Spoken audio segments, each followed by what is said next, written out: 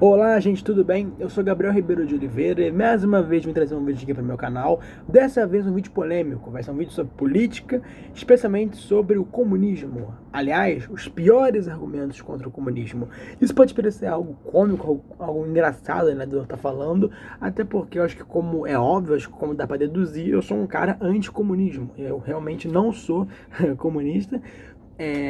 Porém, nesse vídeo eu vim trazer um vídeo sobre os piores argumentos que são usados contra essa ideologia.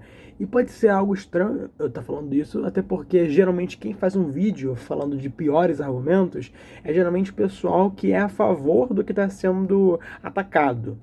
Então dá até para pensar que eu vou fazer um vídeo refutando os argumentos e eu vou defender o comunismo e tal, eu vou defender o marxismo-leninismo ou o trotskismo, sei lá, né, o gramscianismo, mas não. Nesse vídeo eu vim trazer os piores argumentos que eu vejo sendo usados na internet. São argumentos que eu acho muito bobos, muito infantis, muito fáceis de serem refutados, e eu vim recomendar que ninguém use nunca mais os argumentos, porque eles são realmente muito bobos, muito cômicos até. Só que, claro, se eu vou fazer um vídeo falando dos piores argumentos, eu vou depois fazer um vídeo falando dos melhores argumentos, né? Que eu fiz aqui uma lista e tal, e primeiramente eu vim falar aqui sobre os piores antes de falar, né, no outro dos melhores, para realmente acabar de vez com esses argumentos que eu vou falar aqui nesse vídeo, para ninguém nunca mais usar e só focar nos outros que eu vou apresentar.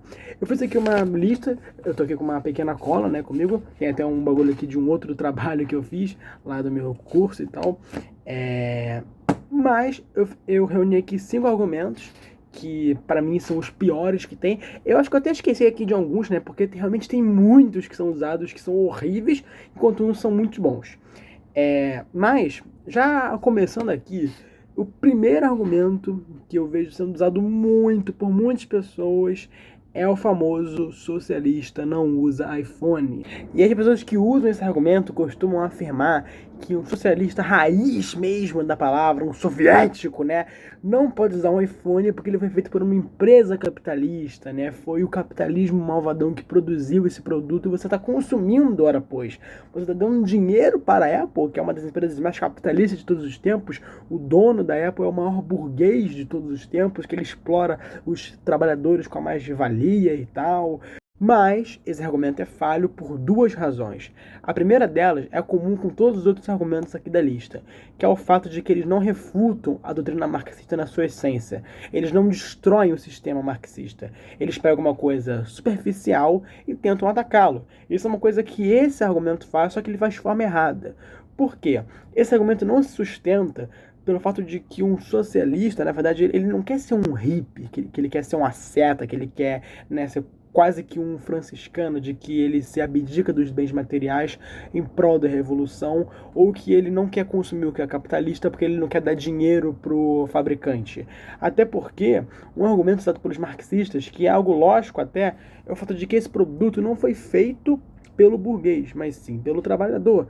Ou seja, não é que ele está contribuindo para o burguês. É claro que ele está dando dinheiro para ele, mas é um dinheiro tão mínimo perto de tudo que ele ganha que não vale quase nada. Mas não só isso, é o fato de que para a revolução acontecer, né, e isso aqui eu estou falando no ponto de vista dos marxistas, que como é fácil refutar esse argumento, é o fato de que para a revolução acontecer, os próprios marxistas têm que se usar de produtos no capitalismo, até porque os revolucionários, né, os marxistas, eles vivem num sistema capitalista, em um país capitalista. Por exemplo, os revolucionários russos, lá na Revolução Russa de 1917, eles usavam produtos, recursos, né, que foram produzidos num capitalista. Na real, a Rússia na época não era bem capitalista, né? Era uma mistura de capitalismo com feudalismo. Mas enfim, vamos supor que ela fosse 100% capitalista. Os próprios revolucionários russos, eles conseguiram fazer a revolução, só que usando produtos que foram feitos no capitalismo. As próprias roupas que eles usavam eram, né, produtos do capitalismo. Se fosse assim, nenhum revolucionário, nenhum marxista podia usar roupas, ia ter que andar pelado na rua, não podia ir no médico, não dava para fazer nada. Então é um argumento que não sustenta.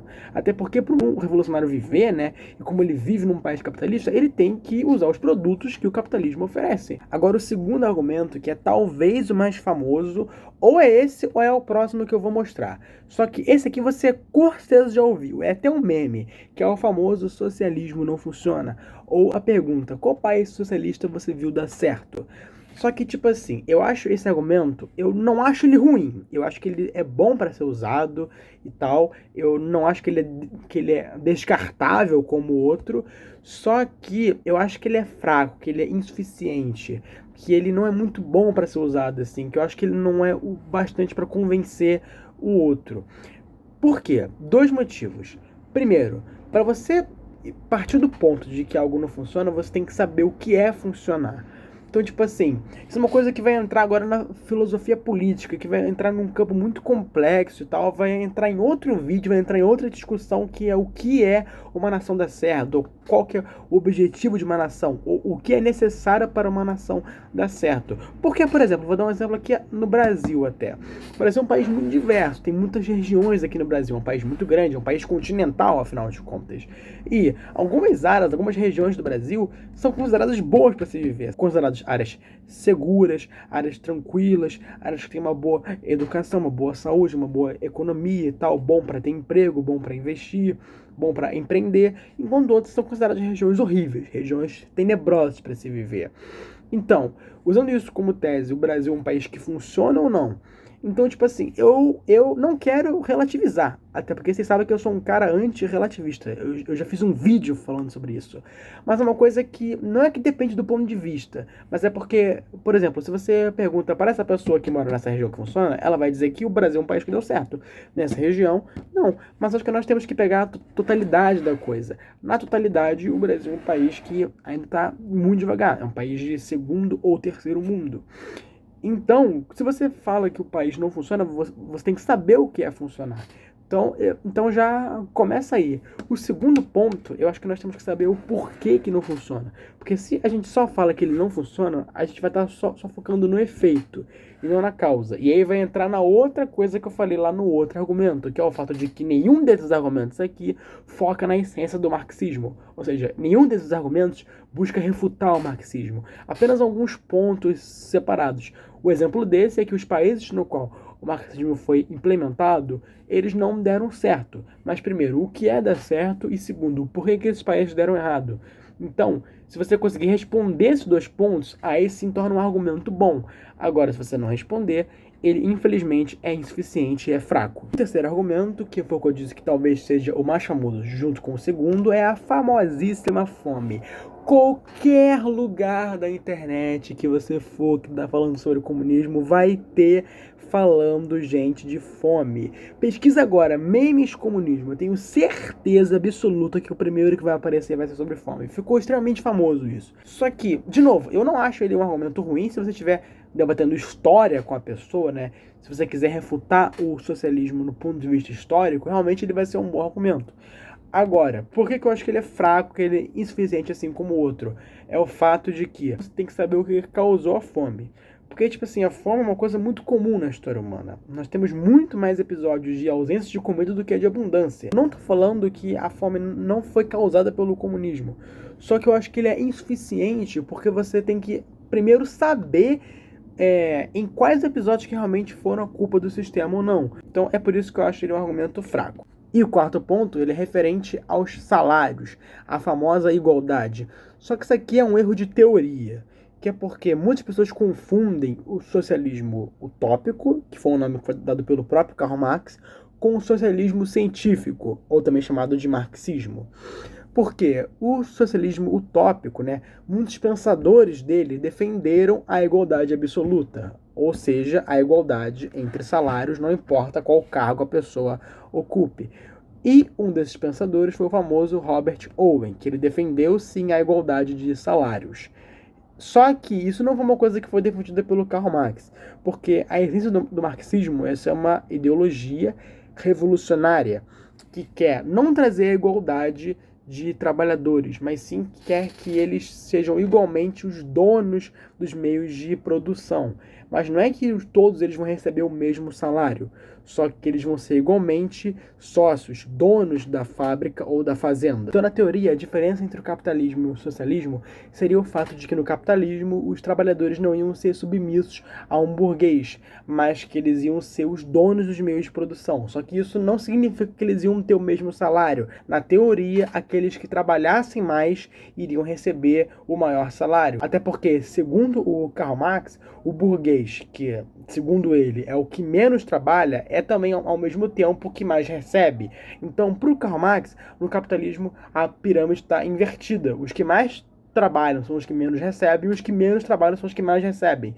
Então, o que ele queria fazer era inverter essa pirâmide. Agora, o quinto e último argumento é referente aos negócios, que é porque muitas pessoas pensam, né, de que para os marxistas, né, num país que instaurasse a revolução, não ia ter mais nenhuma empresa, não ia ter mais os micronegócios. Só que na teoria, iria continuar assim ter tantas grandes empresas quanto os micronegócios. Então, por exemplo, aquele cara que vende açaí na rua, vende pipoca na rua, ele ia poder continuar como tal. Até porque, para os marxistas, ele não é um burguês, até porque ele não está explorando ninguém, ele está usufruindo do seu próprio trabalho, né? Ele está sendo meio que uma força de trabalho para ele mesmo.